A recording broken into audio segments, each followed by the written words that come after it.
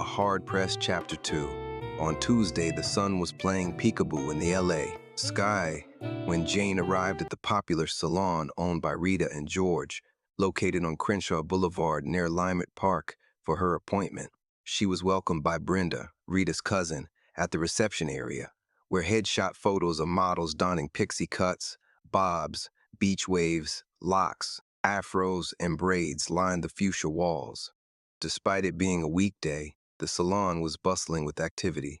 After a brief chat with Brenda, Jane settled into a black leather barrel chair. The air swarmed with lavender and rose-scented perfumes, hair and nail product odors, laughter, multiple conversations going on at once, ringing cell phones and old-school music. Surveying the landscape, she realized, in contrast to the other customers' attire, her draped black blouse, khaki slacks, and black low heels were modest. It's amazing that woman's boobs aren't falling out that skimpy top. I guess her cans are taped. I think you really shouldn't wear leggings without a tunic if your butt is as large as an elephant's like that woman's. I suppose some women find it cute when their crotch and butt lines are visible through their clothes. Someone really needs to tell them it's disgusting. I better stop gaping at people before I get cursed out. Jane didn't have to wait long to see Rita. Though knee-deep into baby boomerhood, Rita maintained an hourglass figure and had flawless bronze skin. Her long red locks were in a ponytail tied with a beautiful multicolored scarf. "Jane, are you sure about the reddish-brown dye job and pixie haircut?" "Yes, I'm sure." Jane plumped down into the styling chair. "After I dye and cut your hair, I don't want to hear no yaga mess." Rita placed a pair of shears into her pale blue tunic. Jane giggled. "Remember the time we bumped heads, and we didn't speak to each other for a whole month? And when we saw each other at the grocery store, we acted like nothing happened." Rita busted up laughing and abruptly stopped. "Oh, hell to the no." She glanced over at the CD player as a Tupac CD started playing. The young beautician who inserted it gazed in Rita's direction, challenging her to say something about it. Unfazed, Rita held the young lady's hard stare without blinking. Their dispute caused all conversations within the salon to cease, feet to stop moving, necks to stretch, heads to turn, and 15 pairs of eyes to peer at them. "I wonder if Miss Stang is messing around with George and thinks she's going to run roughshod over Rita," Jane pondered. "If I were her, I would hurry up and replace that CD with an old school one. She probably doesn't know Rita and George have an open marriage. I must admit Rita keeps her affairs discreet, while the handsome crystal black coal-house George doesn't, though it's none of my business. I think they're playing with fire. Sherry's, nothing but old school plays in my salon when I'm here. Replace that Tupac CD with Aretha's." Rita placed both hands on her hips.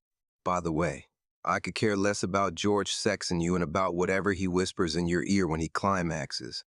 An explosion of laughter shook the salon's walls and caused the 20-something beauticians, dark-faced to ashen, as she quickly replaced Tupac's CD with Aretha's and returned to her station with her head bowed. Seconds later, the intergenerational clientele was bobbing their heads to Aretha, babbling to each other or babbling on their cell phones or text messaging. In turn, Rita prepared Jane for her hairstyling by securing a towel around her neck and draping a salon cape over her clothes. After 3 hours of work, Rita turned the salon chair so Jane could see her new hairstyle in the mirror. "I can't believe that's me." "Rita, you got the magic hands." "Girl, you look 10 years younger." She wasn't lying, I actually did. The haircut brought out my dark brown eyes and high cheekbones. Rita began sweeping Jane's chopped hair off the white tile floor into a dustpan. "What's happening?" "There you go prying your black ass in my business. When my clients request a new hairstyle, I figure they're making changes in their lives." Rita signaled Jane to lift her feet so she could sweep beneath them. "So what's going on?" "Girlfriend, you know the old saying." Jane smiled. "Don't let the right hand know what the left one is doing." Something is up." Rita laughed. "Janie girl ain't spilling no tea in a salon full of chatty Cathys. Jane, be careful. There are lots of gigolos, scammers, and hustlers out there." "I will."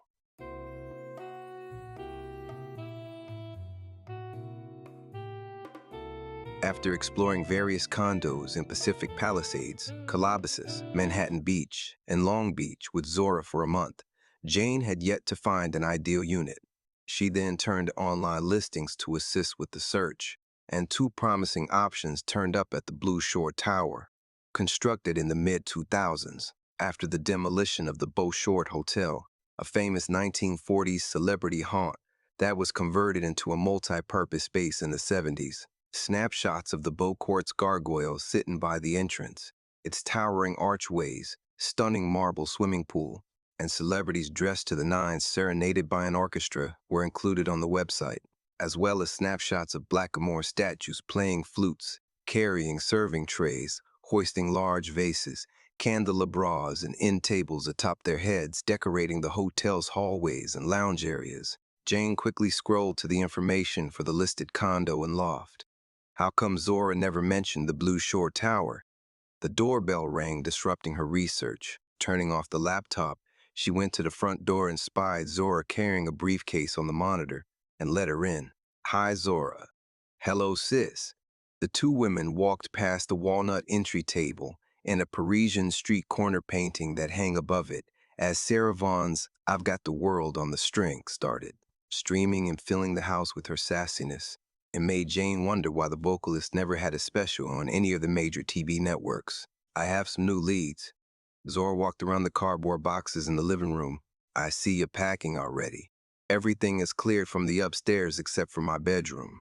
Zora and Jane sat on the turquoise velvet couch. I paid an arm and leg for it, and I'm taking it with me. You're really dead serious about moving? Zora glanced at the stacked boxes. Did you think my desire to move was just a silly little whim? Jane rolled her eyes at Zora. Why on earth would I waste your time and mine's? Zora gave her sister-in-law a gee-whiz look, indicating she hadn't expected all hell to break out from her comment as she placed the briefcase on the coffee table. Calm down. I'm just surprised at how fast you're packing for the move. Why didn't you tell me about the Blue Shore Tower? Jane asked, curling her bottom lip afterwards. Zora crossed her arms and sighed. I think it's haunted. You think it's haunted? Jane cut her eyes at Zora. Do you have any proof? When the old Beaucourt Hotel was demolished, the construction crew discovered a concealed room containing a furnace. Inside the furnace were loads of ashes and bone fragments. After the Santa Monica Police Department investigated the furnace's contents, they determined the contents were likely human remains, possibly belonging to women who disappeared years ago. It was a big news story. Zora is tripping if she thinks that horror story is supposed to hush me up about going over there. That was a long time ago. Jane glimpsed Zora dead straight in her eyes. I still want to check out the Blue Shore Tower. Jane, let it go. The negative energy surrounding those murders is still over there. The Blue Shore held a blessing ceremony, so I doubt those prayers were any good, Zora quickly replied. Zora, what you're saying isn't making any sense. Jane, sometimes it takes decades for the horrid and the hellish to manifest into this reality. Zora opened the briefcase and started searching for the listings. Trust me, that muck has been churning for decades, and it'll soon bubble up. She pulled out some listings from the briefcase. I want you to have a look at these. No? I want to view the Blue Shore Tower condos. Jane crossed her arms. I think you should forget about the Blue Shore Tower. Zora pressed her lips tightly together to signify further discussion about it was over as far as she was concerned. Jane bit her lower lip to keep from cursing out her sister-in-law before speaking. I'm a grown-ass woman, and you're talking to me as if I were a kid. I highly resent it.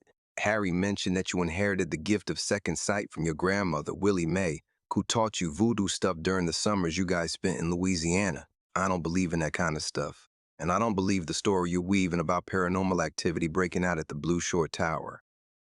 While Jane spoke, Zora had a vision of a green-haired girl with black and blue bruises sprinting through a loft strewn with clothing, jewelry, purses, and shoes. She wasn't sure what to make of it. I want to view the Blue Shore Tower's properties. Jane crossed her leg over the other one. If you won't make the appointment, I will. All right. I'll make the appointment since you're the head Negro woman in charge of this real estate transaction. Zora returned the listings to the briefcase. Zora's jawline as tight as a new pair of shoes out of a brand new shoebox. I know she's sure enough black folks pissed at me for talking about her grandmother. I don't care. I bet Zora Maybell has something up her sleeve to thwart the appointment. She's crafty. Sister, lady, woman, girlfriend, if you think we're going to breeze through the showings quickly, you could just forget about it. Jean ran her fingers through her short, reddish-brown hair. Zora slammed the briefcase shut with her tongue pressed against her right jaw. She decided not to respond to Jane's comment, though she badly wanted to straighten her ass out about her grandmother, because Jane's scathing description of her grandmother's spiritual practice and spiritual work enraged her. It was quite obvious to Zora that Jane was clueless as a babe when it came to her grandmother's life as a master healer.